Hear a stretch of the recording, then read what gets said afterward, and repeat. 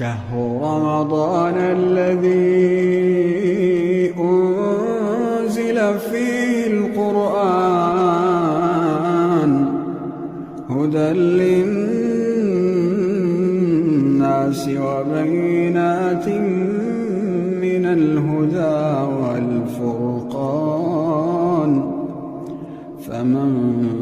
شهد منكم الشهر فليصمه ومن كان مريضا أو على سفر فعدة من أيام أخر